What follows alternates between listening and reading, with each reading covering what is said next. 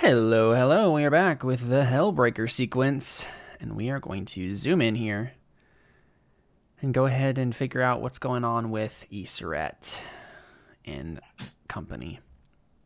So, We're going glamping. yeah, so I think we probably see Iseret's gang, right? Her cult as they are Hey, making their way into the wasteland. I prefer to be called a spiritual community. Of course. A totally Thank spiritual you. community. That's right. Okay, so Completely spiritual. Just awesomely spiritual. I have okay. a dream catcher and everything. That's thank you. So your move is those who love me. Somehow they love you. Choose one and tell us who they are. A cult that reveres you is the one you chose. They are a one quality followers with 5 loyalty. When you suffer harm in their presence or they lose quality, you can instead lose 1 loyalty. When you spend quality time with them, recover 1 loyalty. So normally when followers lose quality, and if they only have 1, they die. Um, Right, so this is basically you can do this to not have your cult be killed off. right. But they are also 2 quality for the purposes of this mission because you chose that option. I don't think they have any special thing that they're good at. Normally, a Hey, follower group is like, oh, here you go. Wait a second. You have a. Oh, wow, Connor, you already have an option as the Hellion. Your gear thing is add 1 to the quality of a group of your followers when you zoom in. So you can just add another quality. So they're at 3 quality. Do you hear me, Connor? yes. Yeah, I heard you. Yeah. So I don't understand what that means. Not only is it a you spiritual community, it's the best spiritual community. Quite you literally. the There's Hellion none better. your playbook, Connor, the Hellion Yeah. has automatically when you zoom in with the gear stuff, you add 1 hmm quality to a group of your followers. So your followers are at 3 Oh, they quality now. just went up. They just went up by 1. Okay, all Yeah, right. That's what I was confused about. yeah. Okay, we're fine. Okay, cool. So what do they look like, Connor? Like, what are your cultists? What do they do? Like, what's their vibe? What are they dressed like? Is it mostly recollection Oh, people? I don't feel like there's any type of like I think everybody looks different because Right, I feel like Easter Ed is the kind of person who's like, oh yeah, that hair looks great. You be you. right, yeah. Kind of Values independence, yeah. she's very much like oh, why do you look so much like me? You know what I mean? Like, are you Right, trying to copycat me? yeah. Like, you got to be yourself. Mm-hmm. Don't take after me so much. And the best way to express yourself is to wear Easteret's favorite color of nail polish. Comes in Oh three boy. different 3 different levels of gloss. We're gonna have issues. No, I feel like Easter Ed is probably undergoing some. Sorry if I talk way too loudly sometimes. I feel like I talk way Nope, too loudly on here all the no, time. you're fine. Um, Volume's perfectly fine to me. Like all right. it was a problem before when with you use my laptop because my laptop doesn't have a really good Oh, right. Your laptop microphone. was It's very wonky. very The obnoxious. gain Yeah. was 100% all the time. Mm-hmm. Yeah, no. And I'm sure this auto like adjusts the gain too. But anyway, Yeah, it's nice. um, what was I just trying to say? Easterette, I feel like she's undergoing some not sure how to be a leader, not sure how to take it, kind Yeah. of kind of a vibe right now. Not really Mm-hmm. sure what she should be how she should be handling this. Yeah. That's probably where she's at. Cool. So, Was yeah. there more to No, I don't think so. I mean, basically, you just have like a whole bunch of different people. I guess one question is: are they mostly recollection people, or is it kind of it seems like from what I remember, that's kind of the area you were going around. Is just like the like Nadir or whatever it was. That like city. Yeah, sure. I'm sure that's where she's been. I mean, we haven't really seen her since then, so I'm assuming she's been trying to figure out where friends are. Mm-hmm. Um, It's a You're also friend of some, a yeah. friend, for sure. You're something of a folk hero too. So I guess my question is like, how far ranging was your folk hero ness? oh, I think totally misunderstood your question. Then I don't know. Like how like where did you go? Because basically I was saying is like, did you just stay in Nadir, like that city that the recollection lives in, Oh, or I mean, probably not. I mean, she's kind of half has the air for adventure now, yeah, considering she like went to another dimension. So yeah, she's that's fair. she's she's probably got a taste of the good life, you know. Yeah, yeah, it's entirely fair. Like, I wonder what else is out there. And she probably has like no real sense of reality at this point, which is perfect for the universe we're in. Mm-hmm. But she's probably like, yeah, that doesn't surprise me at all. I'm Right. surprised there aren't more alternate dimensions. Yeah, sure, cool. Oh, this race can't fly? Somehow I'm disappointed. So basically, right, we see this trail of maybe 20, 30, something like that, 20 to 30 camp followers, and they're all riding a different like ornately carved animal golem of various types and shapes and sizes and categories. Oh, it um needs a blanket. I'll be right back. okay, and so yeah, we see this whole menagerie of people traipsing across the desert, and they're basically they're getting right into the wasteland, and then they're gonna meet Cleo, um, because she's maybe gone ahead to scout or something. I know you were like a camp follower, but we'll have them. I think wasn't that the idea, Josh? Correct me if I'm wrong here. Was that they were going to meet you out here, Not or so do you much want they to? were gonna. I'm more guiding them. Okay, so you're already there then, just like Yeah, at the head sort of probably. thing. I probably meeting him at the trailhead, Yeah. if you will. Yep. Yeah. So we see Cleo, like riding out in front, scouting the terrain. Is yeah, just never-ending sandy desert, absolutely desolate. There's lots of like bones of long dead, uh, you know, people or animals killed by nuclear fallout, like that sort of thing, right? Like, or rather, not nuclear fallout, but like the devastation of the terraforming and the sudden climate shift and all that stuff. So real quick, I guess, Cleo, what did you look like again? Just like kind of riding out in front. Cleo is majestic up front on her rather ornately carved mahogany golem.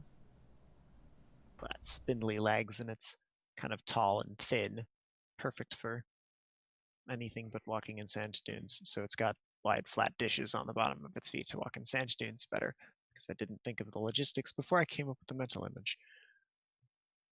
Um, she is wearing a kind of a sandy brown. Um, it's like a. I'm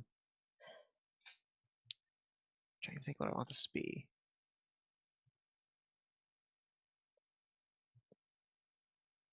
Yeah, let's go. It's like a kind of a sand-colored cloak and some like brightly colored clothing underneath, kind of a kind of a longer shirt, like some utility pants, a pair of rather stylish hiking boots, immaculately polished. Um, she has um, her typical recollection mask, but hers is kind of really very pretty, elegantly shaped, and all all done up with makeup. Um, her cloak kind of comes up and meets with the mask. She's got a gold circlet on with a little cobra on the forehead. She's very regally at the front of the train, looking out over the desert. And bouncing Awesome. along next to her golem is a rather short, slightly rounded um, alabaster dog, kind of happily trotting alongside the golem, sniffing at little, radiation burn scrub here, and chasing the occasional 7-legged bug there, and Yeah. Definitely there's some 7-legged bugs running around. just kind of enjoying life as a tiny little alabaster dog. Okay. Sure. Well, I think one of my favorite things about this campaign so far has been we've had like this weird, like kind of weird, fun, like guest of the week situation with all these quick characters. And I imagine if this was like an actual show, we'd have like actually like famous actors and stuff play these people, right? They'd be like legit, like, oh, guest appearance by this person playing this person you're only going to see for this episode, sort of thing. That's pretty fun. So, Isra, where are you in this procession, and how are you like walking along here? I can't tell if she's walking in the front or in the back, or not walking with them at all. I don't know. I've yet to discover what Isra is in this situation. Yeah, like how you handle leadership, basically. Yeah.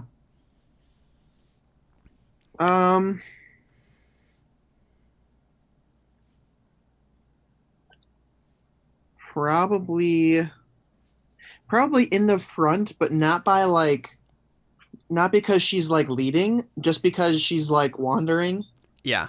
and everybody else is just kind of following her around. Sure. Exactly. She's not even really. She's Yeah. not intentionally going anywhere like No, to lead she's them. No, They're just following wherever she goes. exactly. And So yeah, you're not much of a leader, but they are just followers. right. I feel like that's kind of how this cult started. Yeah. Like There's someone just started no following you recruitment around, and you're process. like, someone just started following you around, and you're like, well, I'm not Why gonna are you- stop you. right. Independence. I mean, Yeah. I guess you can do what you want. I don't know. Yeah. Cool. So Isra is on her like little platform golem thing, and Yeah. sitting watching the horizon. Petting friend. Yeah. Well, I mean, friend is immaterial, so No, I can touch friend. no. Well, oh right, no, I can't. He's touch literally friend, like a smell. but I still pet him. He Oh just, yeah, you pretend to. Yeah. right. Well, no, I can see him. Mm-mm. No, yeah, we decided that. I don't think he has a. He doesn't. So that's what I think normally it would be, because it's like describe them and say their name and their trick, and the trick is like nobody can see it, and you can set your monster loose to that. And we decided that because we decided what these things are. This is like a baby Tannerin who can't take a form yet. Right. And so it's connected to, it's bound to you, and that's why it can like follow you around and stuff. But it doesn't have a form yet, because the entire point of the Tannerin is that they're binding to something, like gives it form. And normally, basically, what that means is like the world they live on gives them a form, Right. based on the whatever the spiritual essence of the world is. But because it's a baby Tannerin, it doesn't have a form. So it's literally just like this kind of floating immaterial entity that's like coming along next to you, and you can tell that it's there because of its smell, Right. based on its moods. Right. Okay. So I'm heading friend. Yeah. Yeah, you smell the scent of baking bread. He feels at home. Mm-hmm. All right. Yeah, so you're out in front basically, and I think basically what happens is you guys get over like a sand dune, and Yeah. what's her face? Cleo is like leading, scouting along and stuff. You're kind of nearby, and then suddenly you see Horror Hell just in the trail. Oh. And in the trail, he's just like standing there. What did I beyond call the sand him? dune. Angel friend. Angel friend. That's right. That's right. What's up, angel friend? So real quick, Horror Hell, would you describe to us like what what's different about Harahel since Easterette last song? Because like he's gone through some crap. You muted, by the way, if you're trying to say something. Right. Because you're like a leader now. I'm just curious if there's any difference in the way you're. Did we? Because I know I got, like, didn't I get repairs? I don't remember if we said that anything was different about his appearance. Yeah, I don't think we did. I'm just giving you a chance if you wanted to. Yeah. But yes, I do believe he did get like repaired and stuff now. Well, I don't think his appearance is any different other than he's not super dinged up. Right. Because, I mean, the kind of herald he is, he just is like, I'll just go with traditional, like the way that a herald, the way that messenger heralds look. Yeah. Sure. Okay. So Harahel looks more or less the same. Is there anything about his bearing that's different? If it was possible, he looks more serious than he was before. Right. It's very difficult to tell based on not having a face, but yeah. Yeah. But yeah, so you haven't seen Harahel in a while. He's been off doing some stuff. But he's just standing there seriously in your way. Hey, what's up, angel friends? How you doing? I don't know how to respond to that. Wait, what was different about you again? I'm sorry. He's just looked more serious somehow. Okay, all right. That's what I thought you had said, and then I spaced. Okay. Okay. I'm trying to remember what. So Harahel knows that basically that like a Tannerin is latched on to Isered, right? Yes. Mm-hmm. And I think I remember determining that I'm gonna check my notes, see if I wrote anything down. I'm so proud of you. You take notes. I have a lot of notes. Notes. Sorry. I find notes to be useful when I remember to write them. I don't always remember, but the ones that I've written have come in handy.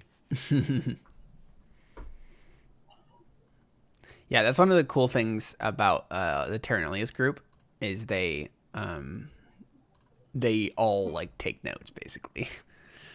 Wow, So, Caleb. Yeah. Wow. No, I'm not saying it's better. It's just interesting. RPG adultery. I'm Just not the throw kind of us person under who the takes notes. proverbial bus, why don't you?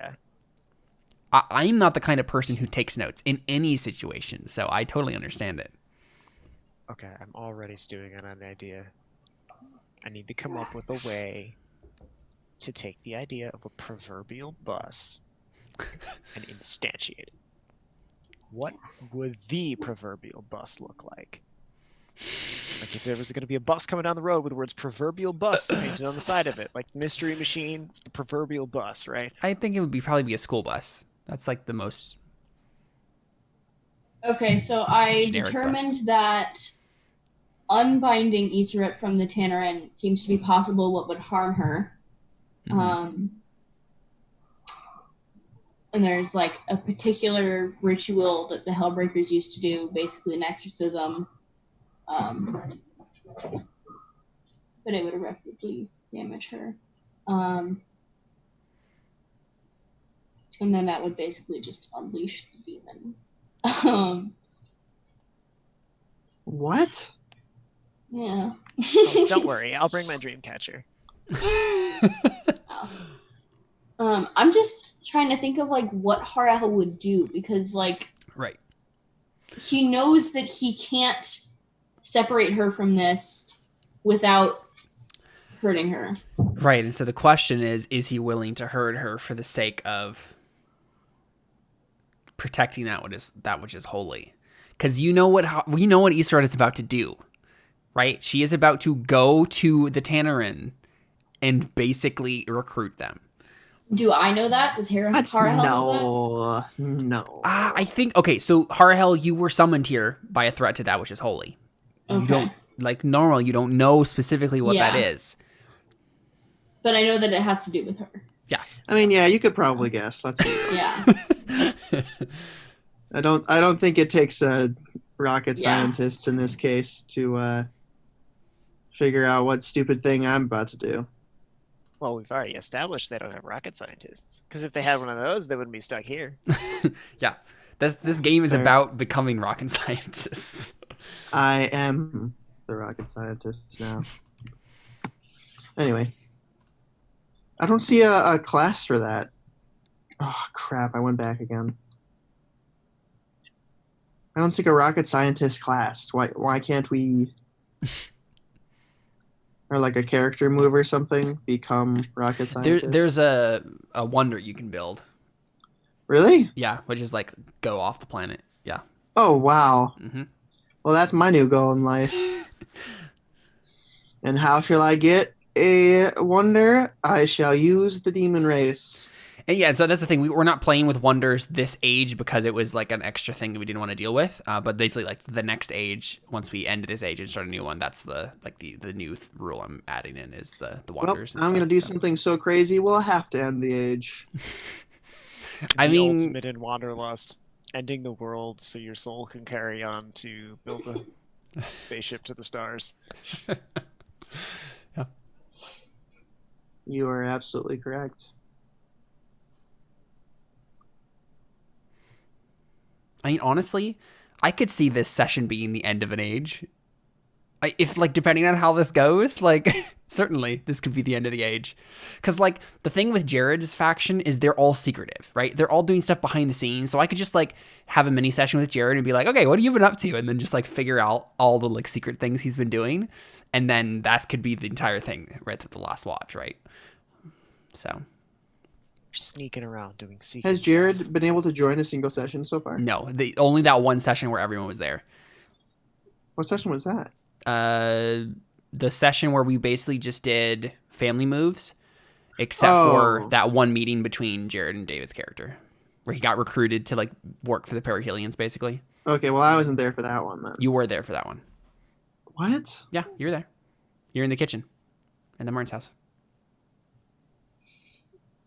Yeah. And you were like messing with people with subterfuge rolls and stuff.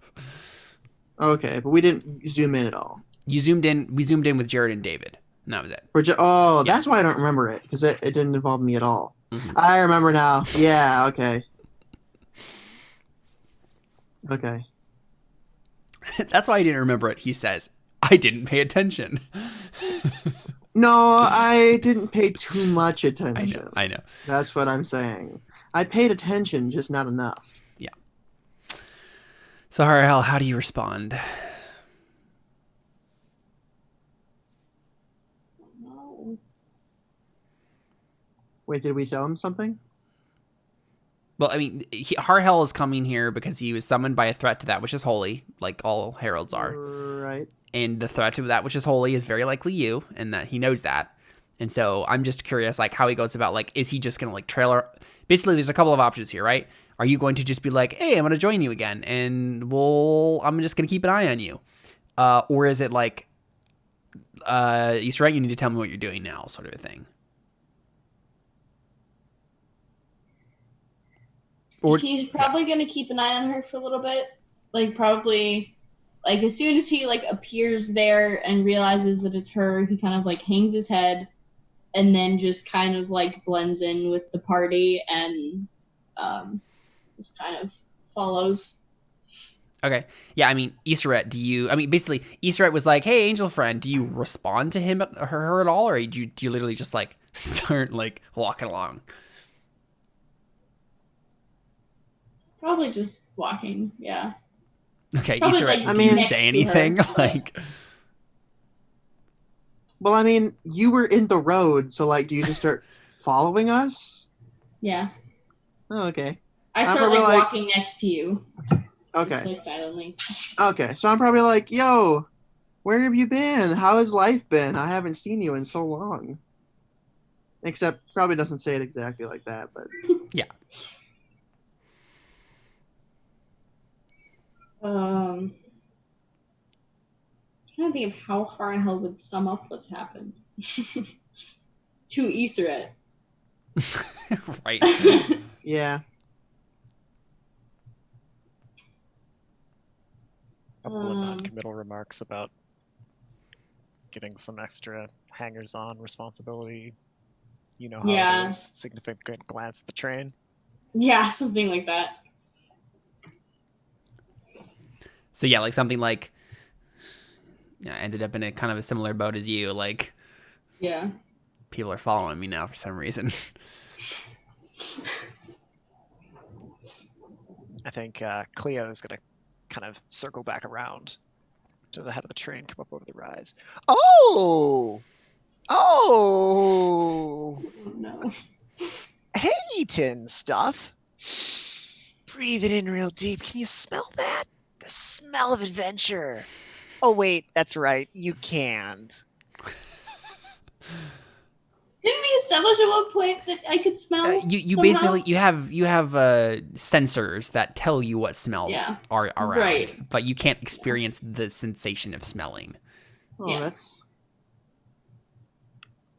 For all sad. intents I'm and so purposes, sorry. you can sense smells, but you just you aren't actually smelling. You're not actually experiencing the smells. Yeah. You're never going to be able to smell adventure. I'm just imagining, like, just processing, like, the sense all around him, and just a word pops up in his mind that says adventure. Scent adventure. I'm just imagining Cleo opening up like a candle business where she just has this scented candle says adventure on the bottom. The smell of adventure.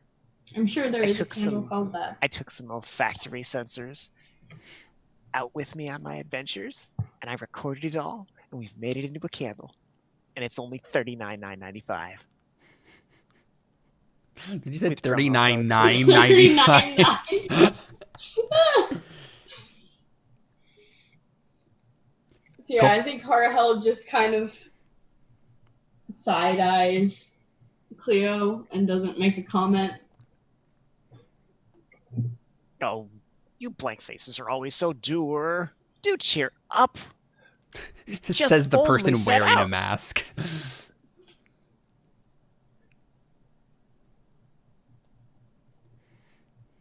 Yeah, so you basically just kind of like keep going. I would like to know. Mm-hmm. I'd like to make I'm trying to think of. There's a specific role for this, or what the deal. Well, just tell me what you're doing, and I can probably remember it. I would like to find a suitable spot to camp for the night. Right. I mean, whether that's knowing someplace from my own travels here in the past, or so I mean, I think probably what you're actually going to be rolling is Wasteland Survival. Because it's just like, when you navigate through the wasteland outside of settled lands, roll plus steel, and then various things can happen, and this will be just kind of like the journey in general. And then because I would like to maybe find a place to stop and teach people how to set up tents and stuff. So go ahead and roll plus steel for Wasteland Survival. Right.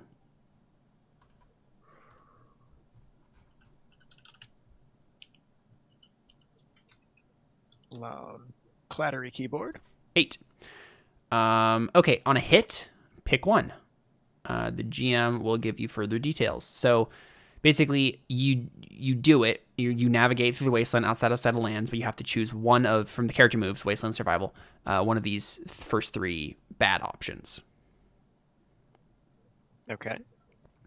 Something hurt or sick. An obstacle threat blocks your way back. I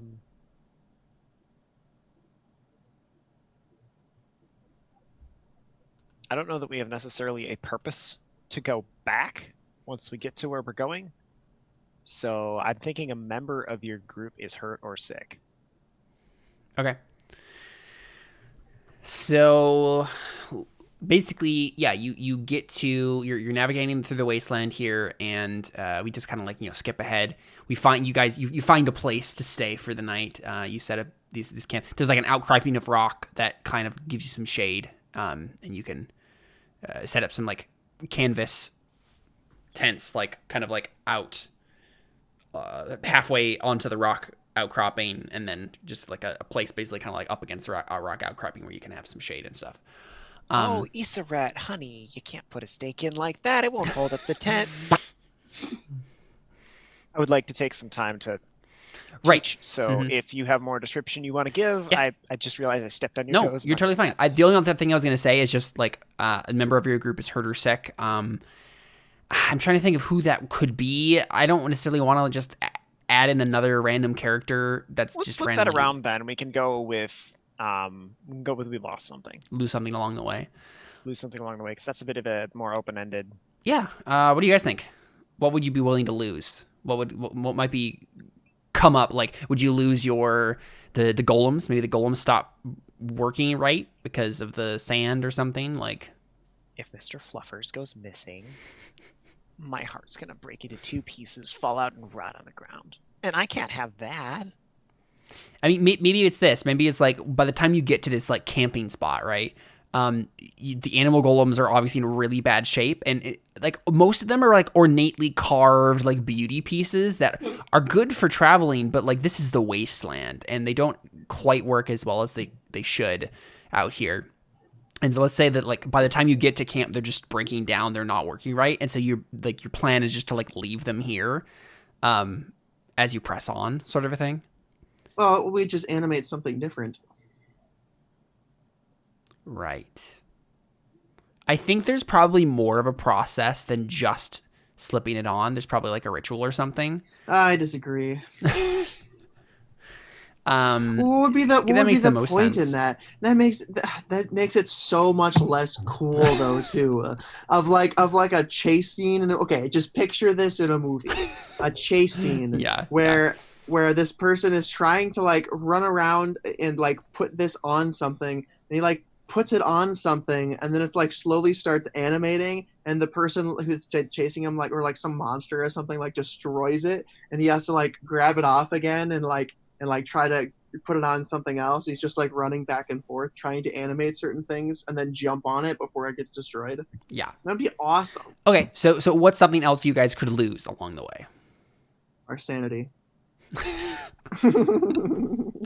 I mean, sure, that was a given, right? I mean, you could say beautiful sense of morality. Yeah, the morale of this whole situation has just.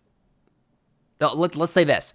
I think I'm going to basically say equality is lost from your followers, right? What's why? Because by the time, basically, it's like these people aren't actually adventure types. Why don't you give me some sort of a role before you take away? No, because this is a failure of a move. The failure on my roll. Oh. Okay, this is I'm just not randomly making a thing happen. This is a GM move, basically. Yeah, you're right. You're right. But if you want to, you can spend a loyalty to have them not lose that quality. But they are at 3, so it's not like they're gonna die or whatever. I mean, shouldn't I expend loyalty before I expend? Yeah, probably. Quality? Okay, then yeah. Yep. Yeah, so basically, like, they get to this point and they're all complaining. They're all really tired and sore. They're like, wait, this is so different from, like, traveling from town to town. This is like, we're out in the literal desert. You've been traveling for days now. Like, this is awful. But yeah, so they're, but then I guess Easter probably, right, like, does some sort of speech or something, right, to, like, have them not lose their quality. What's that like? What do you do basically to like have them buck it up and keep going? It's okay, guys. Friend says we're close. That's it. Yes, she's a little girl that has a demon friend. That's all she has to say. She just reminds everybody. Young, isn't she? Oh yeah, she's like 9. Wait, isn't she like 11? I think you're like 11. Yeah. Yeah, she's like 11 so or 12 young. or something. This character makes a lot more sense now. Oh, absolutely. She's so tiny and small. But yeah, I think probably what it is more like, Connor, is like these people worship you so much that like when you just say anything, they're suddenly just like, oh, glorious. Like, of course, we have to keep going. That's right. That's right. Yeah. Cool. What's your face? Cleo, you want to do your leader move? Issaret, honey, you can't put a stake in like that. The tent won't hold itself up. She taps the tent pole and the whole thing falls in on itself. Here, let me teach you how. If we're gonna go glamping in the wilderness together, you better be a professional glamper. And you know who can teach you? Me. Let's go. So when you train a group for a few days, hold 3. When they do what you train them for, spend hold 1 for 1 to add +1 to their roll's result or take any consequences they suffer onto yourself. So basically, you do this. You've been doing this for the last couple days, and you get hold of 3, and you can spend that to give them a +1 to their roll's result.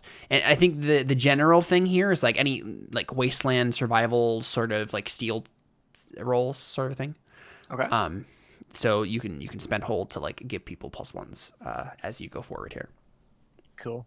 Cool. I can add 1, or I can take the consequences on me if I wanted to. Yep. Cool. Yeah, because sometimes it probably won't be helpful to add just a +1. So I think after a very short time, we've got a well-ordered and very styling camp, if I do say so myself. Cool. So you see in the distance to your right, Issaret, as you guys continue forward, this storm system that just seems to never move. Like, right? It's like Mordor levels, like cloud stuff, but it's like all like lightning and thunder and rain and stuff. You see this to the distance, and you know, like, oh yeah, that's that one thing. The ring of perfect weather surrounded by deadly storms. It's like a mythological thing in people's minds. But yeah, I mean, you're going somewhere else, so you press forward to where you know this thing is. Yeah. Cool. So you arrive at basically a canyon, but instead of going into nothingness, it's filled with like energy. Right? Like there's this just seeping purplish energy, just kind of like trailing out like smoke. And what canyons do you visit that go into nothingness? As in, what I mean is like there's like an opening. There's like a empty. You know what I mean. I don't know why I'm explaining myself. Stop being trouble. I'm sorry. No, you're fine. But yeah, as you get closer, you like startle off these like weird looking like squiddish like blob monstrosities that are like sucking out the energy like it's ocean like bottom feeders at the bottom of the ocean floor sort of a thing. Like they're just sucking off this like steam vent sort of a thing, and they like start to like scatter away as you get close because they're small and they don't want to deal with you guys' presence. But as soon so Harahel, the closer you've gotten to this thing, the more oppressive you felt. Right? Just not oppressive, but oppressed you felt. Right? Like just like this energy of this cloud of gloom, and you just know this is bad. This is really bad, and the closer you get to it, the worse it is. Issaret, as you get closer, you can sense that Friend is more and more excited. Right? You scent this slight irony scent of blood in the air as you get closer. Mm-hmm. Yeah, I mean, it's like this big old crevice in the ground that goes for a while. And it's just here, it gets like less sandy and more into a rocky desert sort of in this area. Lots of rock outcroppings, badlands sort of thing. And yeah, there's just this big old crevice filled with purple energy that's just kind of seeping out into the air. And Cleo, yeah, you've given them a safe arrival. Well, this is what we've been waiting for. Let's go, guys. Yeah, I think one of your followers says, like, Issaret, the Wonderful, do you know exactly what we are doing here? What is the purpose of this mission? I'm sorry? What is your great and glorious task, my benevolent leader? I don't mean to question your grace, I was curious, and I know that you prize curiosity in your followers. It's one of the 10 virtues. We're here to investigate the demons and hopefully bring them to our side. Not the demons. I don't think of them as demons. We're here to get more friends. Oh my. So is your plan literally to just like try to get all of your followers possessed by demons? What? No. Wait, am I technically possessed by the demon? No. I just mean like bonded to the demons. Oh, yeah. Is that kind of yeah. your plan? Like, yeah. Okay. How are you going to go about doing that? So I guess, there's two things you can do here, Iseret. One, you're trying to, maximize the potential of friend, right? You're trying to make him better. Also, you're trying to gather more of these things and give them to your followers. Which one do you want to try first? What's your plan here? What was the first one? Maximize friend's potential, right? Give him more energy, more power. Make him better. Stronger, faster.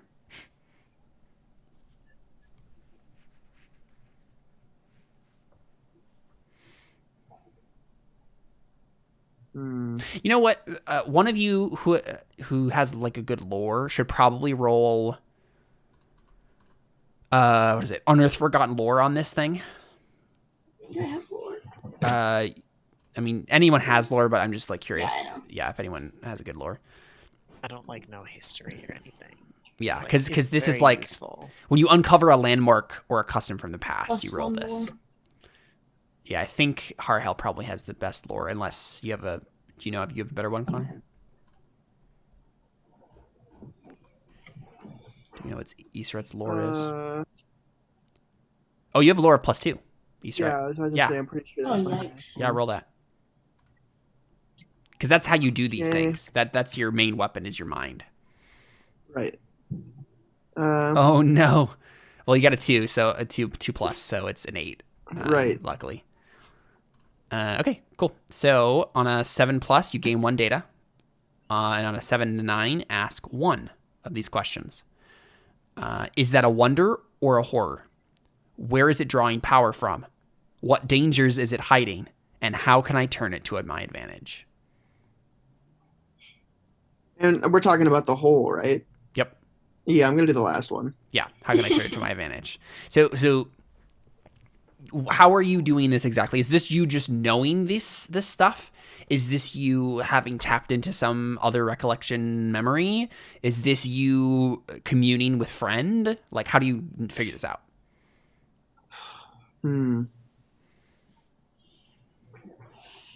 I think I'm communing with friend because I don't know what Iseret is thinking besides, like, you know what I mean? Like, what else could she be even considering? Yeah. Besides, like, trying to get friend to, like, help her out here. Sure. So, basically, you just, like, how are you communing, I guess, is the question. What does that look like? How am I communing? Yeah. I don't know.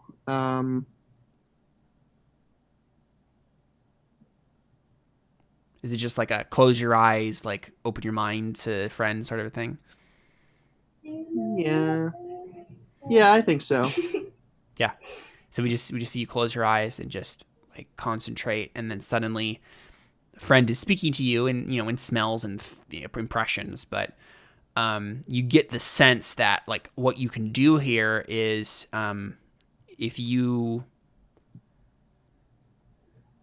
let's see. What are the options like your character has for things that might give us a better idea of like what makes sense here? You have the move My Pet Monster,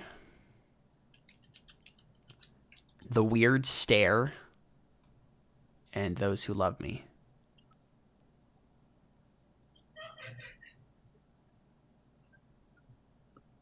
I'm thinking... Probably The Weird Stare. Yeah, that's what I'm thinking. Yeah, so I think what friend tells you is like you have to let loose the energies boiling inside you, and you're not like, because basically it's the move is when you let loose the energies boiling inside you to protect, banish, or wreak havoc. roll plus sway. And wreak havoc, I think in this case, is you're not trying to like destroy the energy. You're trying to destroy the barriers that have been placed on the energy. The ancient magic that keeps this contained. Right? Your friend is saying like, this is here and it's kind of like seeping, right? Very slowly out. But by the time it dissipates into the air, like it's barely there, and most of these creatures are like sucking up you need to let it loose, right? You need to free this energy from its bonds. And yeah, exactly. Right. Josh is like, let it go. Right. And if you do that, then, I mean, all of the friends everywhere will be benefited by this, not just your friend. Really? Oh, that's not good. I'm going to do it. Okay.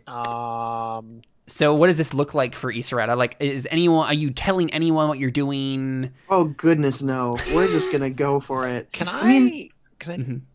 see if there's options I can do here before Sure, Isarette just goes and... Yeah, I mean, Isarette's like does it? communing with friend right now, so she's like in Right. her trance right now. Okay. Character moves.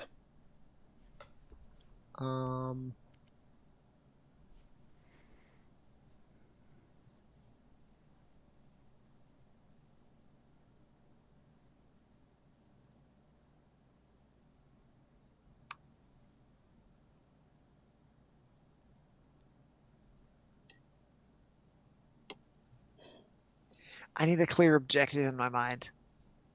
And I'm not quite clear on my objective yet, but I think I want to roll common ground. Or find common ground. Mm-hmm. I would like to... I'm trying to think how this would work. I need to double check something.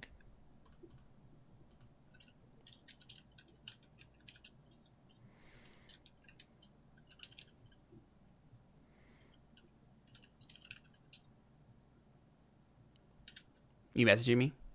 Yeah. In general, how are you responding to this? Like, are you doing anything particular right now while she's in her trance, or? I don't know.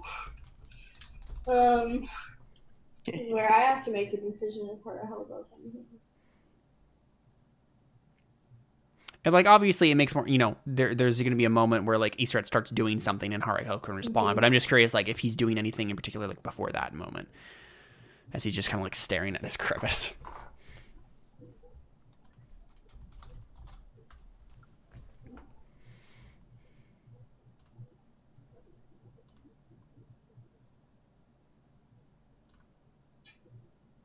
Did I ever figure out how to perform the specific ritual that would separate her from the Tannery?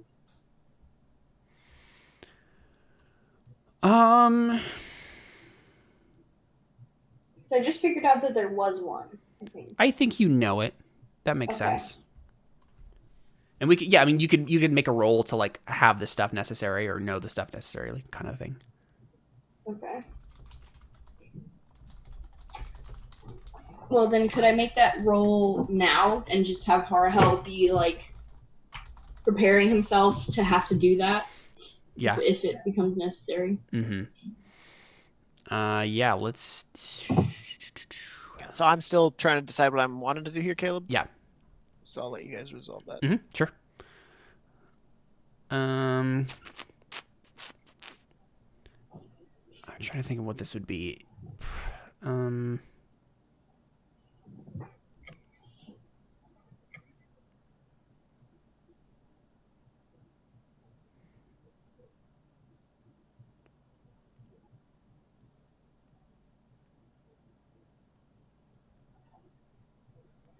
Would it be an unearthed forgotten lore? Maybe?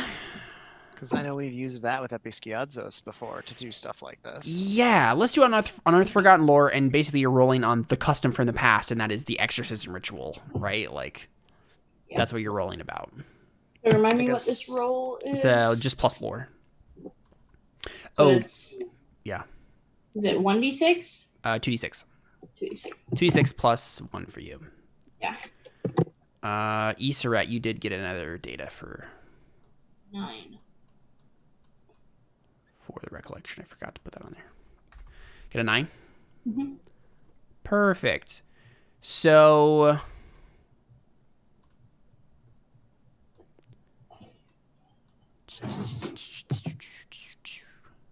character moves, that's what I'm looking for.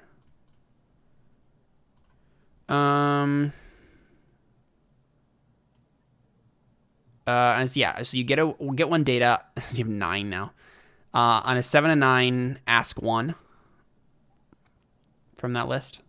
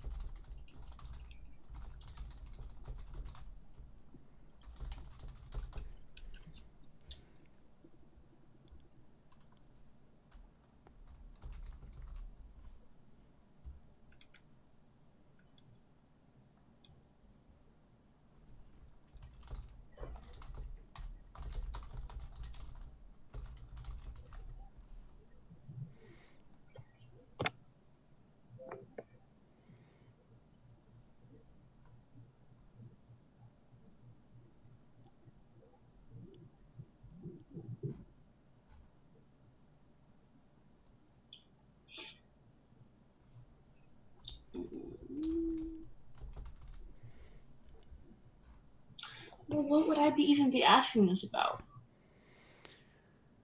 I mean, you could basically say if you wanted to. I mean, where is it drawing power from would be a good question to ask for this. Like, basically, to be like, how do I power this ritual? Right. Another thing you could do is what dangers is it hiding? Like, give me specifics about like what this will do to Iseret if it fails, or if it succeeds, right? And then how can I turn it to my advantage? I mean, I could give you more specific details about another part of the ritual. Yeah, I'll do the where's drawing power from. Yeah, sure. Because I think Harahel, as much as he doesn't want to hurt Iseret, he doesn't want to know how much it's going to hurt her because he specifically knows that he will probably have to do this anyway. Yeah. So he wants to just have to live with it rather than know before the fact. Yeah, I mean, like Harahel's been researching this, so he probably like figured out, okay, yeah, this is gonna hurt her. I am not gonna research anymore about what specifically it does because I can't know, or otherwise I can't do this. So yeah. So what is it drawing power from? I think Harahel. I think what you figured out is you can make this ritual work by doing your like 2 harm verdant garden move that you got. Remember that? Okay. So Harahel got a really cool move, Connor, called the Gardener, which is one of the like herald moves that you can get, like that special herald moves. And it when you shed blood, even the harshest ruin will become verdant and full of life. Mark 2 harm and tell us how holiness manifests in this new garden. Oh, perfect. Weird. Yeah, I know. It's awesome and crazy and weird. But basically, yeah, like if you do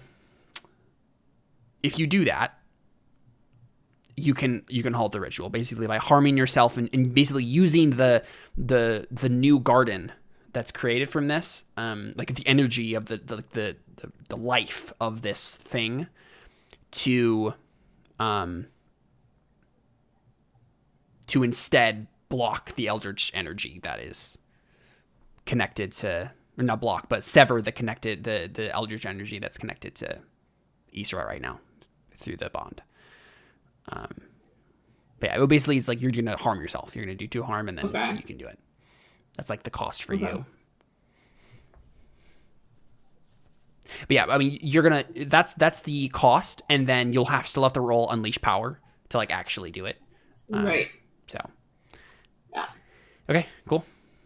Yeah. So Josh messaged me and figured out what he's gonna do, but it's not happening quite yet. So Isra. do you want to just do your ritual? Do Absolutely. your not ritual. I'm just but, rolling 2d6 and doing the weird stare, right? Plus sway. So yeah, that's plus 2.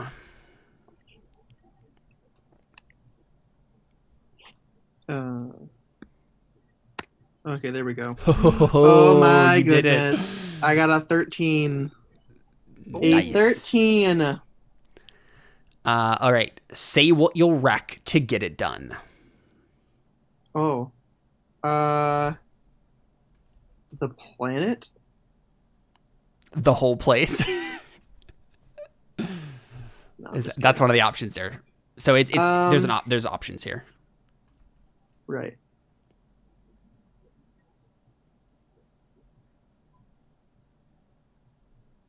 I mean, I feel like the whole place works. Yeah.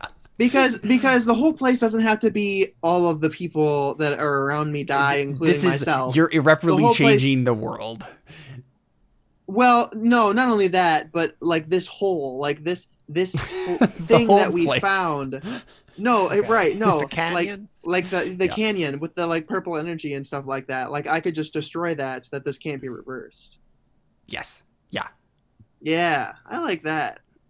Yeah, I mean that's basically what it is, right? It's Right. You're losing the energy, and this prison that it's been in is also destroyed. So you can't lock it away again. It will be released. That's exactly what I wanted. Okay. So Iseret, Yeah. what does this look like for you? This is the first time I think we've ever seen you do the weird stare. What is it? Like what is this just because of friend? Are you harnessing his power to do this? I mean, or were you special I'm assuming before so. that? I don't know.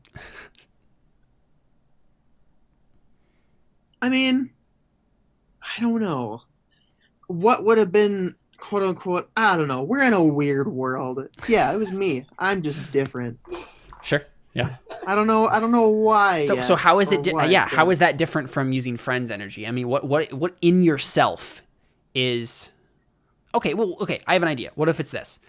Okay. What if it's the discordia, right? The nega energy that like the discordant music of the eldritch powers that is like trying to take over the world right now. What if it chose you, and it molded you, and it eked its way into your soul and set you on this path from the moment you were born? Sure. And so what you're doing right now is friend by himself could never accomplish this because friend is just a baby, right? Really. Right. An evil baby, but a baby all the same. Right. But yeah, like you've been in tune with this dark energy your entire life. And have you ever used it before like this? This is the first time you've done it in game.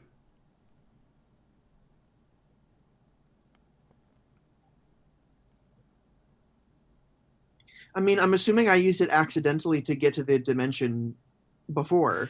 Yeah, I don't remember. How did you get to the other dimension? It was either like that, or if it was like someone kidnapped you or something. I don't know. Oh, someone did kidnap me, but I don't think we ever specified. I remember there being at least 2 different stories, because I remember having a story in my mind, and I remember you talking about something a little bit different, but I don't know if we ever like actually specified the details. Yeah.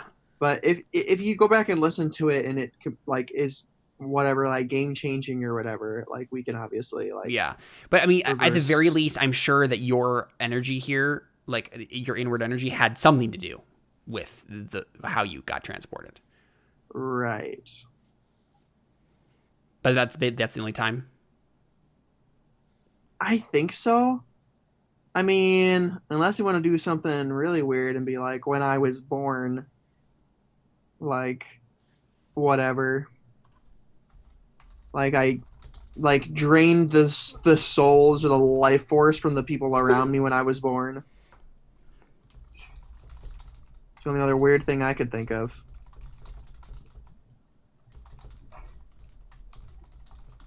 Yeah.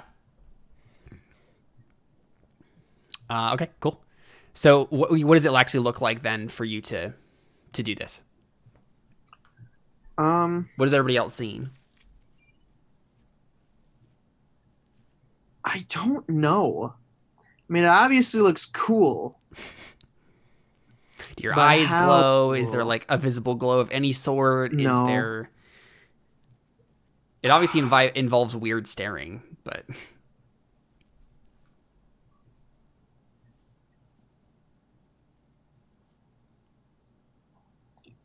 No, no, I don't. Yeah, no, I don't know. any ideas, guys? Josh, you're good at coming up with stuff like this. I Okay, was just what- staring into the camera, What? making purple dots in my eyes because of the lights behind it. What is the demons? Like, what is their physical form? They have no physical form on their own. Their bond creates the physical form for them. On this world, they are like eldritch squid horrors, Oh, that's like perfect. Cthulhu-esque stuff. Oh, that's exactly what I was. That's Yeah. exactly what I was hoping Yeah, go ahead and for. describe some sort of horrible Cthulhu stuff. Do it. Has anybody played Smite here? Josh, you have, right? I have not. I missed that one because I was deep in the throes of Overwatch addiction. Fair enough. Okay. So, let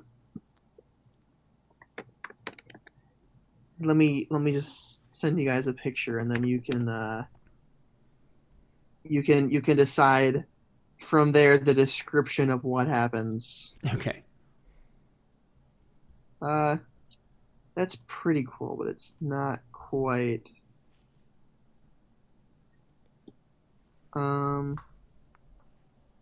Yeah, this is kind of what I'm going for here. I mean, I'll just describe it. I can't find a good enough picture, and it'll take too long. Basically, uh, Cthulhu like tentacles lift me from the ground, and it's as if underneath my feet they were always there. And it's like you were stepping on the entire time. No, obviously not. But that's as if it's as if that like the tentacles just like lift me out of the ground, and then just like a bunch of tentacles like all over from like the pores of my skin like go and attach itself to the purple energy and like start drinking it. That's terrifying. That was great. Thank you for that. You're welcome. So that happens. Harahel, I assume you try to step in and stop that. Yeah, he starts doing the ritual. Okay. But I succeeded, right? You succeeded, but I mean, Harahel's going to do his obviously thing, if and they then can we'll succeed, see. okay. Yeah. Will their roll have to beat mine, or if they succeed, they stop me? Is it like burning wheel, like bloody versus kind of rules? No, let's look real quick. See, she's going to be rolling Unleash Power. Okay. So I made up my substats. What stat is that with? it's lore. Okay. I'm just trying to see if there's any other roll here. I'm gonna spend a lot of data on this roll. So you can only spend one to get advantage, and then the rest of it's not going to be useful. Right. Then I'm gonna use one. Yeah. Yeah, you'll definitely have advantage at least. You know what? Wait a second. Did we? I think we said that call in a debt. We can use that on character moves because treaty doesn't get spent a whole lot. I think we house ruled that.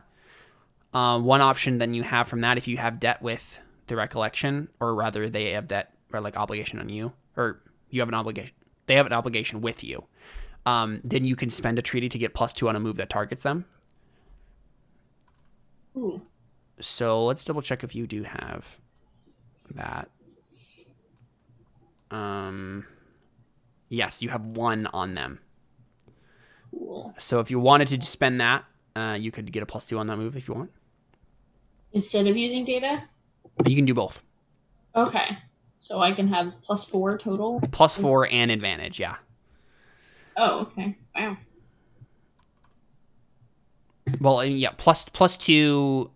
Oh yikes! Wait, Plus, what? yeah, you had 2 lore and yeah. Ah, that's so sad. Wait, did you get? Oh, I mean, you have to roll 3d6 because that's the advantage. Oh. So we'll just roll another d6 and we'll figure it out from there.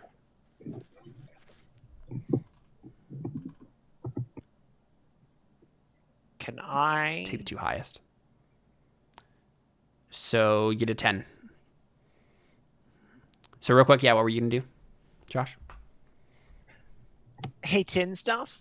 I really can't let you do that. I'm sorry, dear, but you've never had a sense of style. Robotic bodies, fully customizable, and that's what you choose to be? That color, those shapes? And I'm using my words that all of a sudden the name is escaping me. Cutting words. Cutting words, thank you. Yeah, so I need to double check. I feel like there is like a hinder move somewhere, right? Possibly. Character moves, let's see.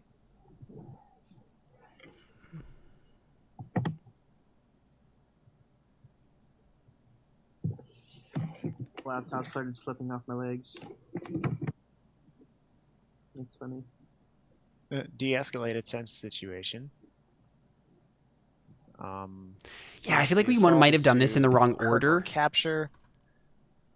I feel like we might have. Yeah, in terms of roles.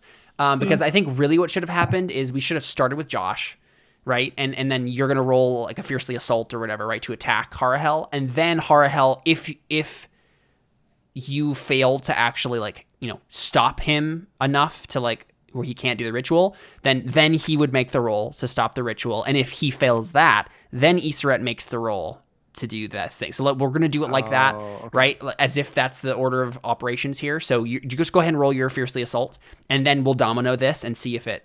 Because if you stop her, or Harhel, then he can't do the ritual, and then Iseret's roll goes through. But if you don't, then Harhel's roll goes through, and we'll do the results of that. And if that would stop Iseret, then her roll doesn't go through, is the idea. So yeah, you're doing fiercely assault, I assume? You're just attacking?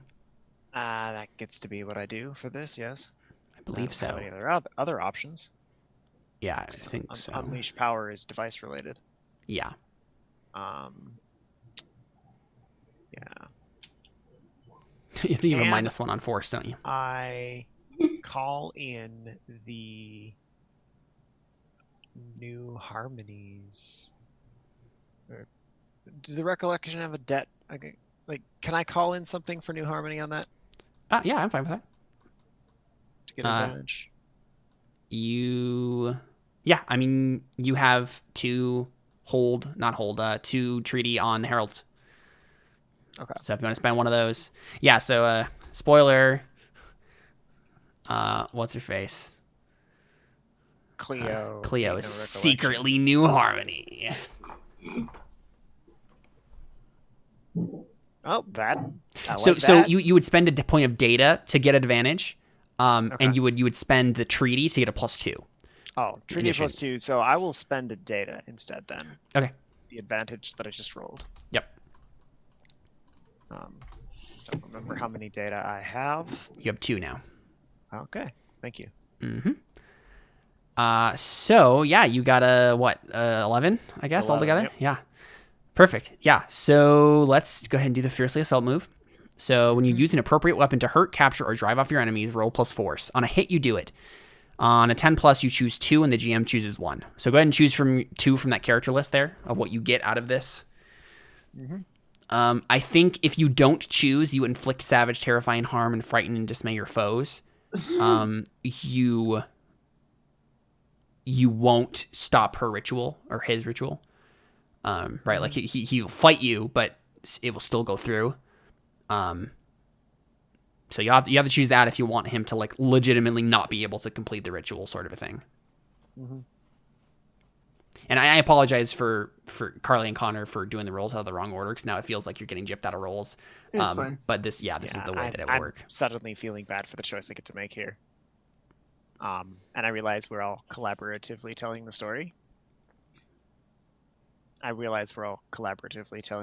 So if you would prefer I not take this to PvP, then I can choose something other than to prevent. Oh, I don't care. Harrow's ritual. Okay. Okay. So I'm going to inflict savage, terrifying harm, frightening and dismaying your foes, and I'm going to make sure that my avenue of escape is clear. Sure, yeah. So you tell us what this looks like, guys, Josh and Carly. Like, you guys basically just fight, right? As Easterhead is sucking the energy out of this prison, you guys are having an epic battle. I think. Yeah. So as...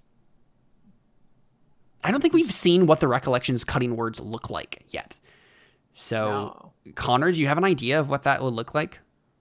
Is there any like visible effect? Or are they literally just doing like a weird mind magic thing?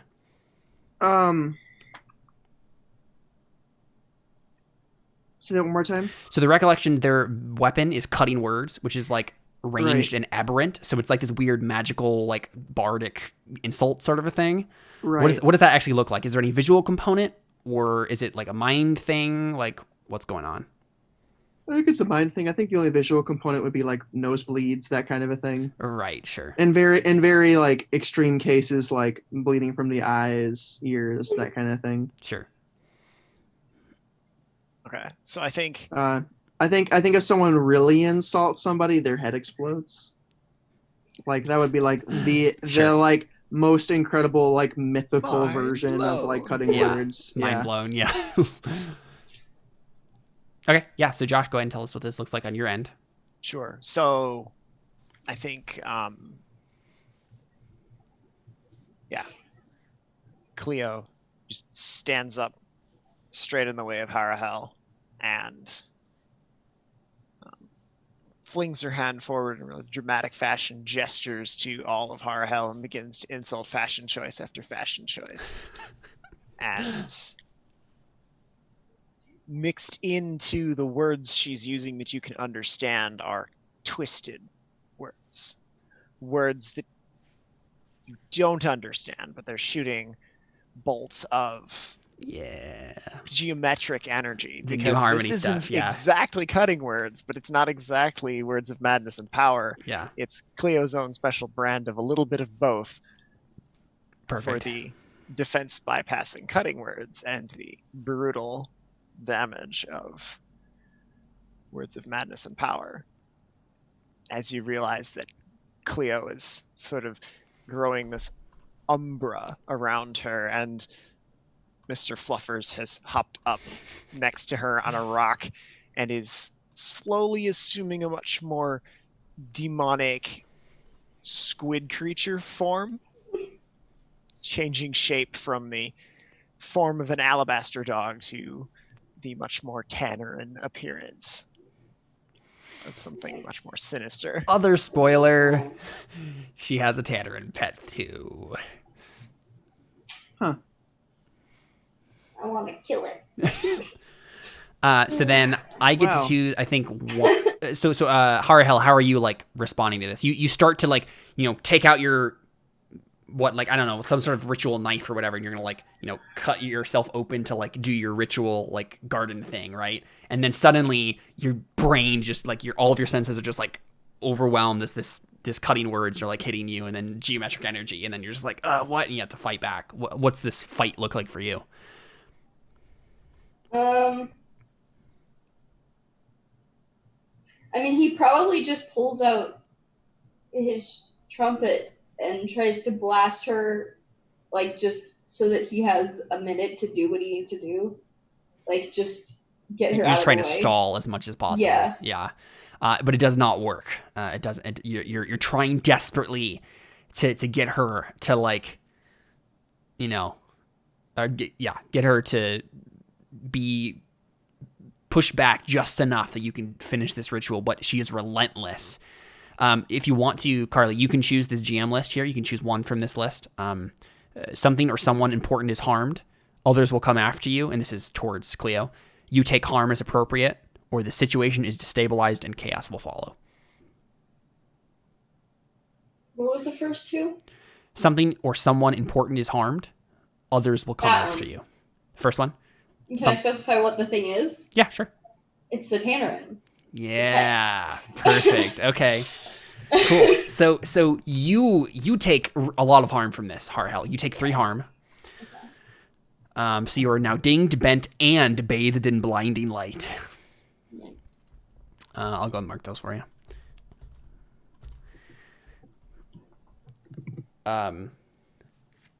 So basically you damage Hell enough that like it's first it's just cosmetic, like, you know, like legitimately attacking a robotic body sort of stuff, and then it's like Hell's angel aura goes off, and then he's just bathed in blinding light as like a defense mechanism sort of thing.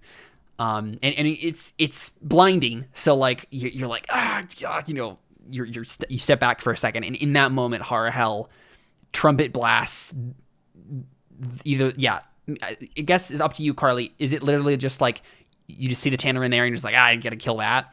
Or Yeah. Okay, yeah. So then he just turns the trumpet to the Tannerin thing and just blasts a brutal blow, and it just cracks and splinters and gets blown away by both the blinding light and the trumpet blast of holiness. So you probably scream, Cleo, as your connection is like cut off from this thing. And then, yeah. So you take 3 harm. And so, Hell, I'm going to give you a choice here. I think you can still try to pull off your ritual. You can still get your roll. You mean Iseret? Sorry, no. I'm saying Hell. But committing 2 harm on yourself will kill you. Right. Because you only have 2 harm boxes left. But if you want to do that, you can do it.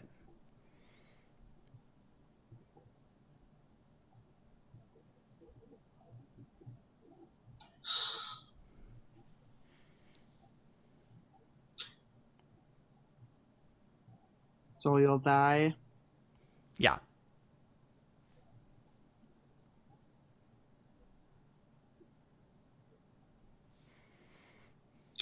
I think he would do that. I think he would too. Yeah. I don't want to stop playing this character, but no, don't do it. Don't do it. So we want to give us some insight on Hell's last moments here and what he does. What is he thinking, and then like how does he act in the moment?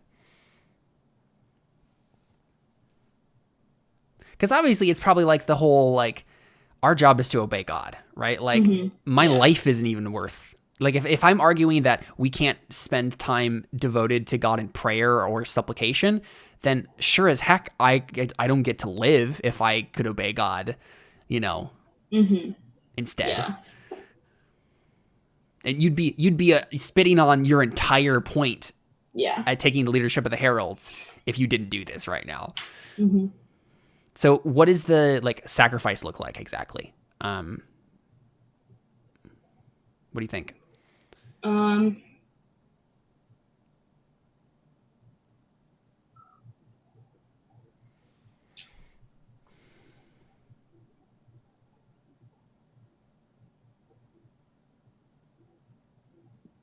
thinking maybe it has to do something with his jewelry, like he takes it off. And that affects his health somehow. I don't know what exactly.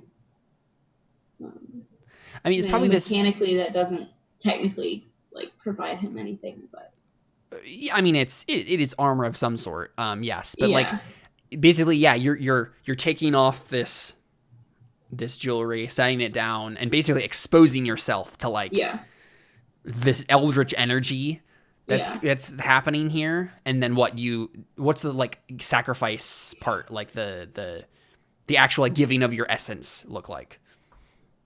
Is it literally just you just let yourself die, or is there some other like visual thing that you're doing? Do you just become so bathed in blinding light that you just disintegrate? Technically, so keep in mind, technically your death move for this playbook is totaled. When you mark your total block, you deactivate. Anyone can erase a technological surplus in a place of safety to bring you back to action fully repaired. Alternatively, they can scrap you for 5 tech and surplus knowledge. So if you like, I don't think disintegration necessarily is on the table here, or anything that would be like could totally destroy your body. It would be. It's probably more like you give up your soul, right? Because you're a robot. Yeah. But you give up your soul to like do this, and so you're just a husk. So sad. Yeah. No, don't do it. Established. Does it look like anything? And I mean, I think that's what part of removing the jewelry is. Like, right. Like, not that like his soul is contained in the jewelry or anything, but that it's just like a symbolic. Like, I wear this jewelry because I am a messenger of God, and I'm laying that down because I'm finally like completing my task. Yeah. And doing something that is obedient. Sure. What is your last message heralded to Iseret? No.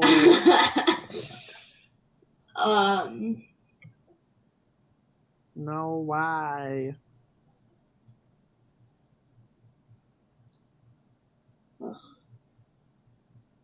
Because this is you trying to save her, really, yeah. right? This is you're obviously trying to stop the world from ending, but like you're also trying to save her. You care about this girl, and so you're trying to like cut her off, even if it's gonna hurt her. You're trying to cut her off from friend because, like, if you don't, she's gonna either become something horrible or get consumed by this.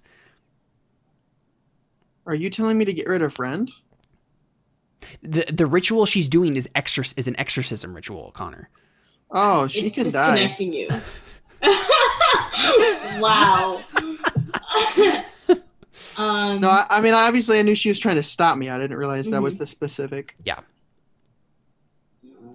Harahel discovered an ancient Hellbreaker Exorcism ritual, and that's what she's using. Yeah, I'm already done with her. She can. That's all I needed to know. Not friends no more. Yeah.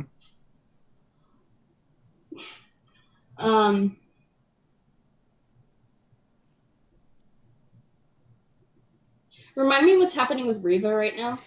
Riva is being corrupted by the new harmony. Right, okay. Do I know that? Does Harahel I don't know that? think so. You've been it. About the time that happened, you're starting to focus more on Iseret again. Right. I might have been having fun the past couple of sessions, kind of. That's good. That's good. Yeah, he corrupted my character, the leader of the Hellbreakers.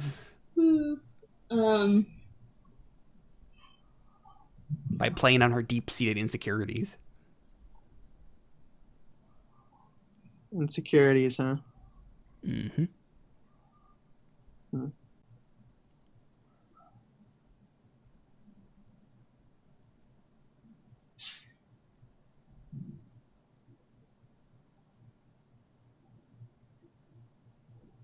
I think his message is just find a friend that won't destroy the world.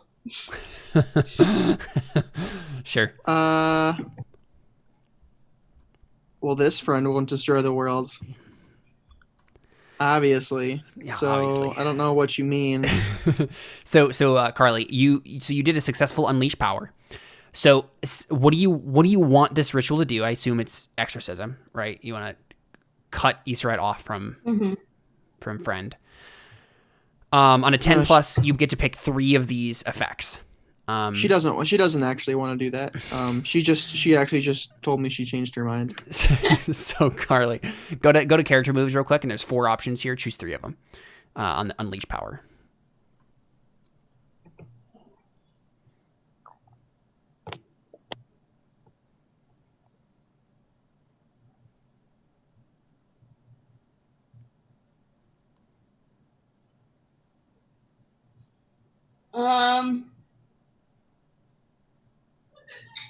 Obviously does exactly what I want it to. Yeah.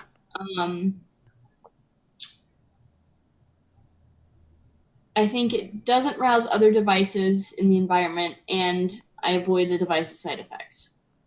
So I guess it can't be used again. I mean, yeah, that's perfectly reasonable because you don't need it to work again. Yeah. Cool. Yeah, I mean, that's probably your absolute best 3 choices there. Because, yeah, don't rouse other devices in your environment is great because there's a lot of stuff going on here that could be roused, and avoiding the device's side effects. Yeah, that's great. So, Iseret, you feel this tearing away. It's starting, right? I'm going to give you a moment here. But basically, I think if you don't do anything, what will happen is friend will be ripped away from you. But since you succeeded on your roll, the energy will be released. Oh, that'll be bad. Yes, it'll be very, very bad. What you feel this happening. You hear Harhel's last message. You feel this happening. How do you respond? I'm completely and utterly betrayed. I've never felt more betrayed in my entire life. Mm-hmm. And you were like an orphan for like yeah. I mean, Harahel literally saved my life, and so did Friend. And so to have, like, Yeah, this is tough. All right, well,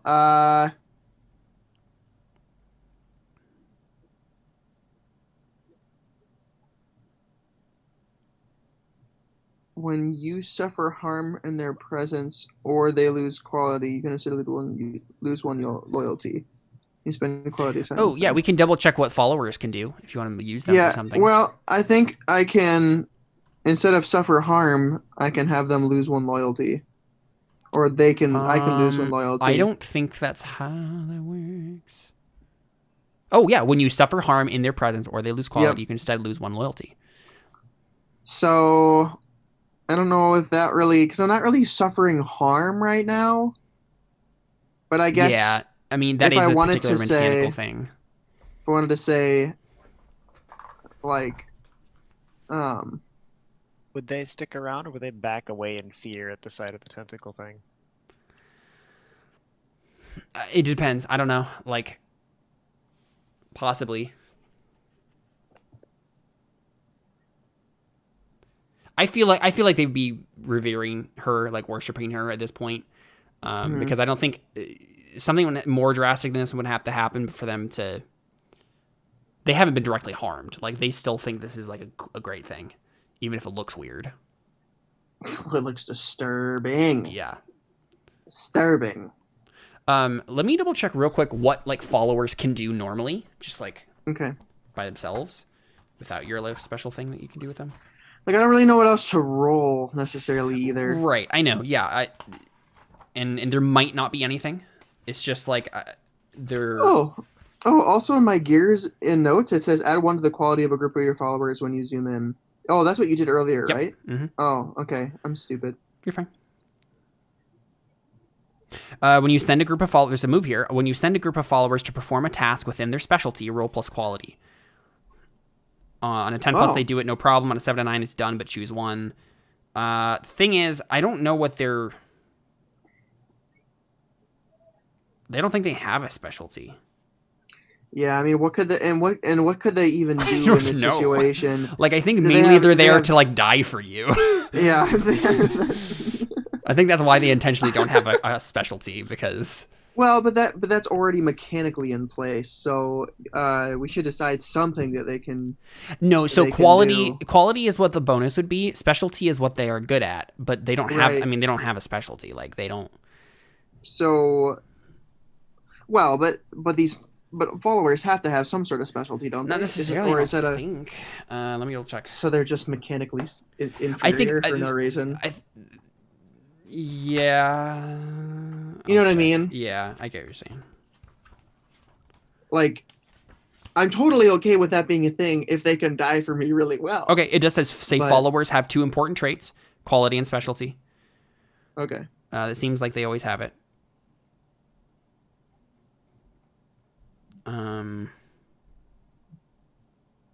Yeah, what is their specialty? I guess it's a phrase outlining their talents. What are they good at? It's up to you. Goodness gracious. I mean, what I want to say is demons, demon knowledge, or demon intervention. But Demon intervention. I imagine human preservation intervention. I imagine their quality. Honestly, the only thing I think you've been teaching them is like do whatever you want. So their quality is probably like independence, or their specialty is like independence or something. Something related How does to that. that help? Because the thing is that you describe them as not being. They're all different. Right. So like they can't all be good at one thing unless it comes from being in your group. And you haven't taught them demon stuff because you couldn't. I don't know demon stuff. That's why we're here. Exactly. Well, goodness, can't we just say that they have strange demon powers because I have the demon stuff infused in me and the power is leaking out into them as my followers? I mean, probably. I mean, the Recollection's been doing lots of weird demon stuff. Yeah, sure. Right? I mean, hold up. Not die for this. Hold up. Why don't, I mean, they could also just have like cutting words. They also could have their specialty be combat because they're from the Recollection. Mm-hmm. Yeah, why don't I just do that? Why don't they just have but what are you having them do with that? Oh, nothing. We've decided that. I mean, what would it be for the demon? Well, I guess I could absorb their souls.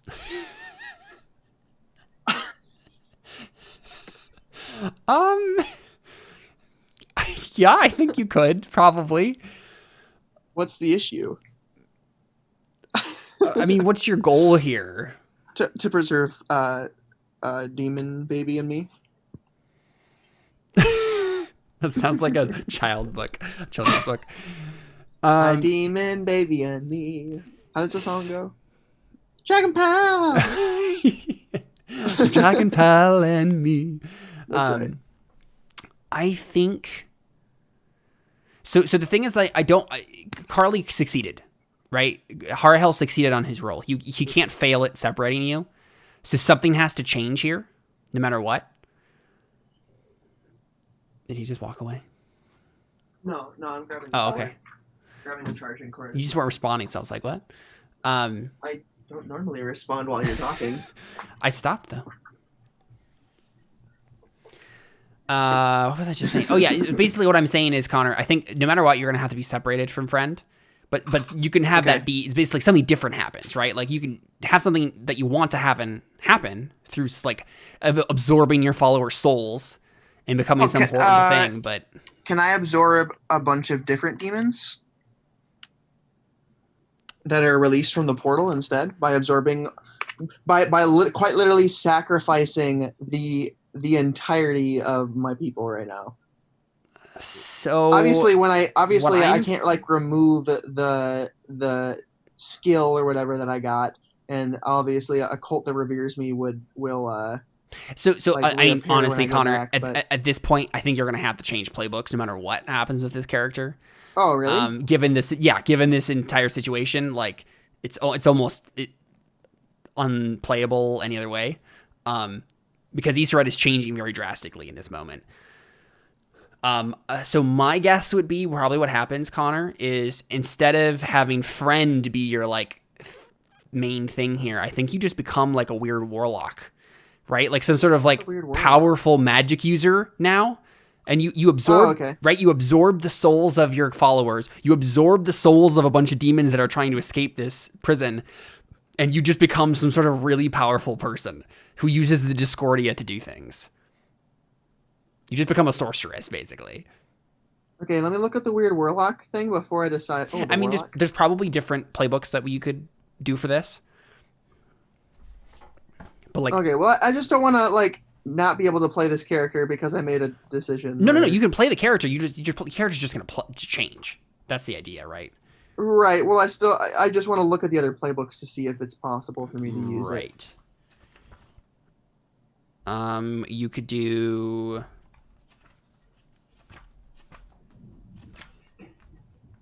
I mean, yeah, I feel like there's not much else like I can do with this character with friend. Yeah. Unless friend is no longer bound to me and he comes with me anyway, less as a pet and more as an ally. I think that will be really cool. I mean, yeah, that could be interesting. I'm down with you releasing the energy of this thing, right. certainly does empower him, right? I think maybe he grows up, right? And he has a form now. Yes. I like that idea. This is unusable. Roll20 is unusable on a Mac. I'm sorry. But yeah, I mean, that sounds like a good choice to me. I think Hell accomplishes the exorcism, right? But unfortunately, you have still released the energy, and so you get a bunch of power from this. Mm-hmm. The demons are. It's not necessarily because you just absorbed a bunch of demon souls. It's not that there are a bunch of eldritch things running around now and the world is going to end. I think what could have been the apocalypse has been averted by your selfishness. Wow. Right? Well, I mean, I don't really think I'm selfish in this moment. I think mechanically your self-preservation. It's been averted by your self-preservation. Right. I mean, honestly, I don't feel like Iseret knows anything that's happening. No, probably not. Yeah. I feel like Iseret is just a victim to the demon power that's plagued her from birth. Yes. And so, obviously, Friend she would is not getting... choose this willingly. Yeah. Friend is gonna get a power up here, and probably some other demons will be powered up, and there'll be changes in the world now because of this thing. You've just released something, but also the major change that happened here is that you are now more powerful, right? You're no longer this, and what will probably end up happening, Connor, is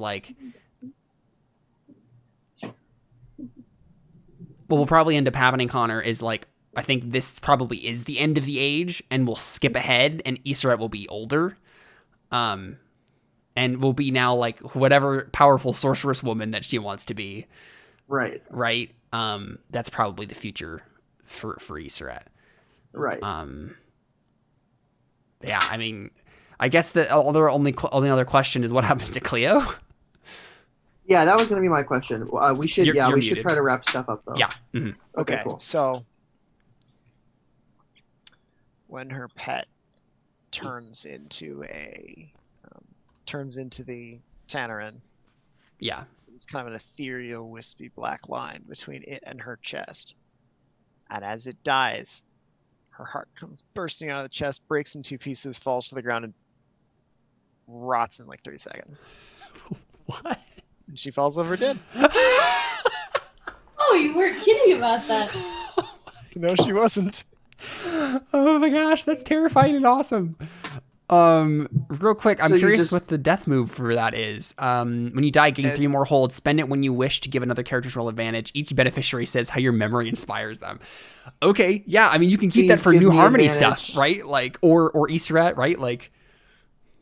Please give me advantage. I don't know what I'd do with it right now. So I guess what this means is you have 6 hold now. So I have 6 hold that I can spend. Yeah. From the grave to inspire people. That's really cool. All right. I love this, and I'm going to keep this on my roll down or spin down die. Yeah. Okay, well, hold up. That's amazing. Here's my question. Could I make some sort of... Well, never mind. Yeah, never mind. It's irrelevant. Okay. No, we can't use your hold to counteract Hell's thing. Okay, thank you. I am kind of more or less using... I'm hand-waving a little bit because I didn't take enough harm to actually kill me. I mean, yeah, but I would rather the character die here because... Right. Yeah, it's totally up to you. Because I was literally dropping what I was going to do if you killed my pet. Right. Yeah, okay, cool. So... Hell, your death move, right? When you mark your total box, you deactivate. Anyone can erase a technological surplus in a place of safety to bring you back to action fully repaired. Alternatively, they can scrap you for 5 tech and surplus knowledge. Really, the only person left to do anything with your body is Iseret. Iseret, what do you do? I mean, I feel like... Okay, to be honest... I think Iseret is going to undergo a very big personality change, and instead of being this cute little innocent girl who has a pet monster and doesn't know what to do with her life, I think she has completely changed into an evil warlock lady. Yeah. Who wants to...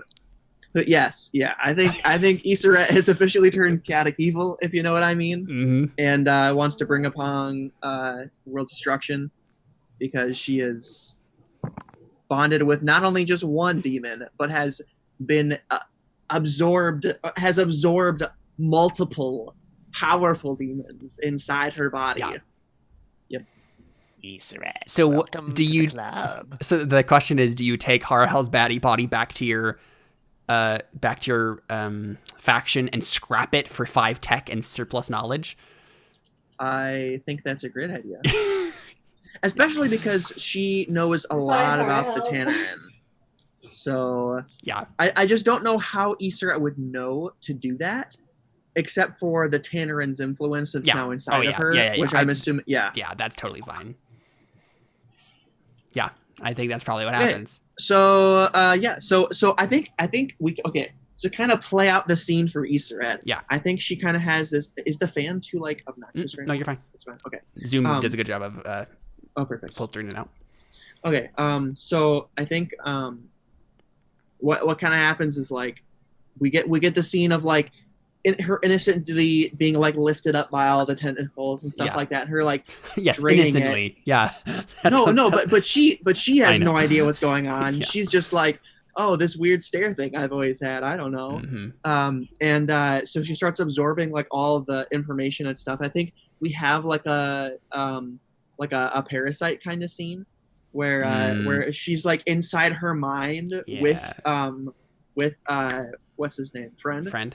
And has kind of like a moment of like just like a weird fever dream of like, friend, where are you going? And friend's like, I have to leave now.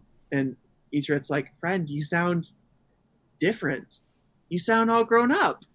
And the friend is like, yes, I know things now. I know more about who I'm supposed to be. Who you're supposed to be. And Yseret's like, well, what do you mean? Are you leaving? And he like turns to walk away and he says, no, we're both leaving. Goodbye, Yseret. And she's like, I don't understand. And then like you kind of get like a classic anime like scene change where like the environment represents the change that's now happening to her. Yeah. And so she like becomes one with the Tannerin, and we just get all these like Tannerin that like just start closing in around her and like just kill these eyes, Yseret, like purple basically. Eyes. Yeah, and basically kill Yseret. Right. And then but now, or actually better, imprison her inside like this little mind box or whatever. And I think canon for canon's purpose, I feel like the same thing basically happened to Friend, and just to set it up for some sort of future moment, if it even happens, of not only Yseret learning like trying to overcome the Tannerin and like regain her humanity, but also Friend to like regain his like bond with humanity rather than just the bond with Tannerin. So he kind of has like this childish person inside of him that like longs to still have that bond with Yseret, but since Yseret is dead, there's no reason to. Yeah. But if Yseret ever came back, Friend might have some loyalty shifting there, which I think could be super interesting. Yes. Later in this story. Yes, absolutely. So yeah, that's poor awesome. little Yseret is now imprisoned inside her own body. Mm-hmm. And the soul that is just created from the amalgamation of like 100 demon souls now takes over. Yep. Awesome. Well, you're welcome for not causing the apocalypse. So I'm gonna go ahead and give the recollection 5 tech and the surplus knowledge. What do you learn from this, I guess, is the real question. Like it's basically breaking apart. They siphon away all of the memories that are left in his servers or whatever, right. And they learn a whole bunch about like the heralds and God and like oh wow. Oh wow. So a cult of Talk hippies about the basically apocalypse. just found out that God is real, and he has abandoned all of humanity on this planet. Oh. That's what you learned. Oh, I didn't even know that as a player.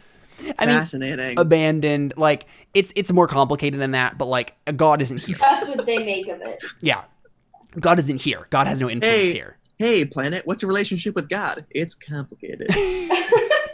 Yeah, exactly. But yeah, you have 5 tech now, so you can spend that tech to do cool things, but you can also take any of that tech as a device for a character and just try to do something cool with it. Like, and so this is like Horror Hell's body, pieces of Horror Hell's body. You could literally just like use this as a device to accomplish something if you wanted to. Okay. In the future. So there you go. Yeah. Do we do closing family moves then? Or? There's like closing zoom out moves. I think the last thing though we do see from this scene is Easter walks away, right? Mm-hmm. And just these dead bodies are just littered everywhere here.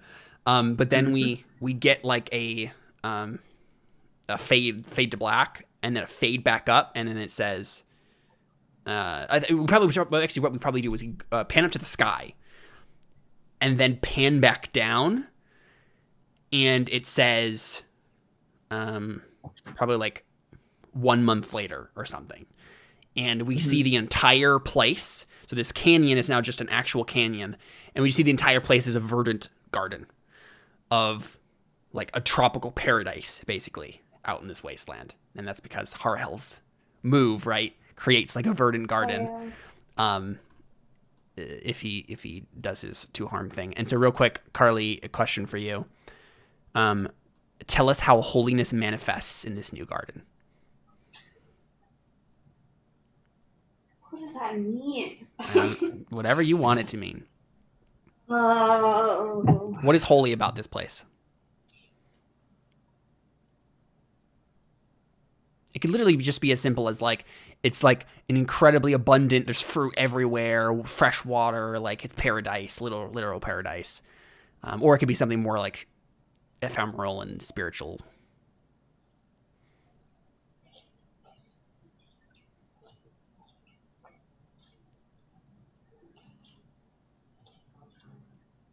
I don't know if this is a thing that I could do, but if it is, then I would do it, is to make it a place that Tannerin can't enter. Yes. Oh, yeah, definitely. Oh. And so this is, I think, what happens. That was a crack in the world's soul, right? That's what that canyon was. And energy was certainly released from it, and bad things are now happening in the world. But this garden seals the crack, so nothing else can come out anymore, right? So it's not a scar that will continue to bleed. It was just like a moment of blood, and now the wound has been bandaged with the holiness of this garden. Perfect, awesome. So I'll have to change that on the map and switch things around. But so, why does righteousness abound in the canyon now? I don't understand that. So tell us how holiness manifests in this new garden. A specific move.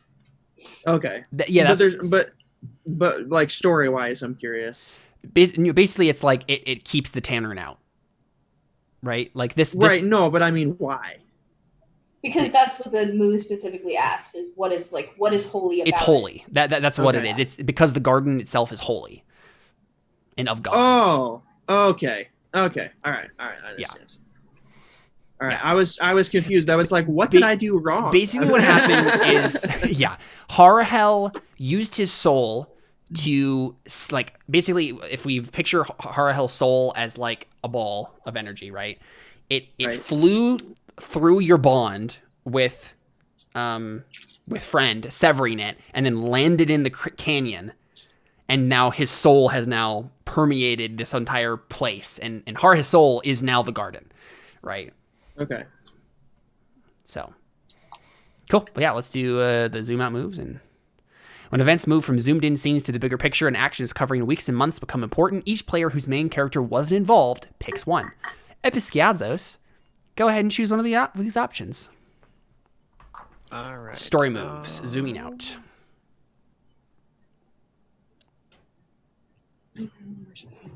Where I left Episkiatzos off and what I intended for him.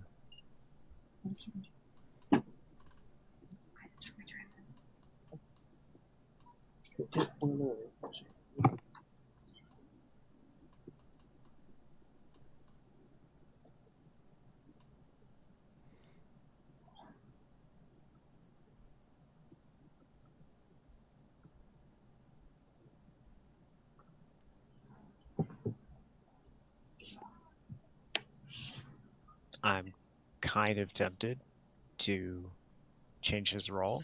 That's what I was thinking too. What do you want to change it to? Leader. Yeah. Mark, when you gather allies to confront a horror, describe the strange place you must go and the sacrifice you must make to stop the menace. Is this Iseret? You can't stab Iseret. Like, what would be a horror? Episkiatzos in action, Connor? Yeah. No. What would Episkiatzos and the New He's Harmony scared. considered a horror? Right. Because, like, for them, horror and wonder are almost flipped on their heads. Exactly. Right?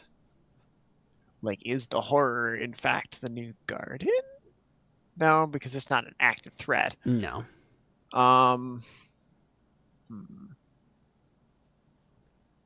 It's also describe the strange place you must go and the sacrifice you must make to stop the menace.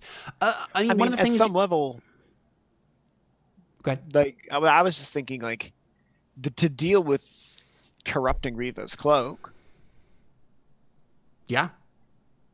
as that. Yeah, describe the strange place you must go and the is- sacrifice you must make to stop the menace. Mhm. Yeah, I mean, yeah, the cloak itself is a horror to you. Mhm. It's a very powerful artifact of God. So, yeah. Mhm. Okay, yeah, let's mark that, and then we can play out that whole sequence as one of the last things of this age. Okay. Figuring out what that really looks like and how Riva's story ends in this age, and how Episkiatzos begins, right, as the leader. Cool. Yeah. Okay. Yeah. Let's mark that, and then we can do that. Okay. Well, yeah. Thank you. Yep. Awesome. So none of the rest of you have main characters that weren't there. Yeah. But I guess that's probably it. We're definitely reaching the quick end of this age, I think. There's been a lot of drastic changes. Yeah, that was one right there. Yeah. So I think really the only things we need left is we need to play out that thing with Episkiatzos. Play out Riva and Episkiatzos kind of interlude there, and then I want to play at least one session with the Last Watch with Jared's faction to see what they've been up to, Right, and figure out what they've been doing in the side behind the scenes. But yeah, I think we're quickly reaching the a turning point, and we'll do a time skip and do the age stuff. The age stuff is really cool. Like when you reach the end of an age, a bunch of stuff changes. You roll on a table, like it's a lot of cool stuff happens. And then we can do playbook changes and whatever else we want to do. So that'll probably be like what I'll do next, right? Because that'll be my playbook change. Yeah, so I mean, no matter won't what, come back to my character until we change the age. end of the age. Mm-hmm. I understand. Yeah. Okay. Does my character become more powerful with this new playbook?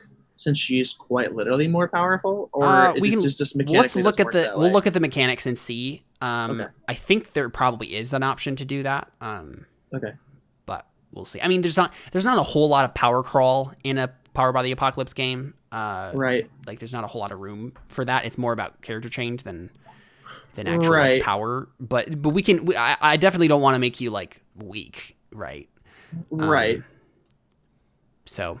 Yeah, we need to figure out what playbook you're to be too. So right, that's my main frustration with RPGs sometimes is when something incredibly important happens in the story that should make me extremely powerful, but mechanically my character just sucks, just like Cantarius with his entire army of cultists. Yeah. And then he just couldn't complete any rolls anyway. And I was like, how does he have a following? Right. Yeah. How has nobody killed him like years ago? He's blind. Yeah. Well, I think you weren't blind at that point because you. Oh yeah, I forgot. Yeah. He could see magic things happened. Yeah. Right. But yeah. Cool. I think that's it. I don't think there's any other like story moves or anything like that has to happen. So Only other question I had mm-hmm. was with the change in role, does that trigger anything else? Oh yeah, I think you get like a bonus to something. Do I get bonuses or do I get extra extra moves or something? Yes, I think you do. When you mark a roll, let's double check on that. Yeah, because I think you get like either a stat bonus or a new move or something. Let's find that. Oh, I almost got it. Character roles. When you mark an unmarked roll, get a new move or add one to a stat.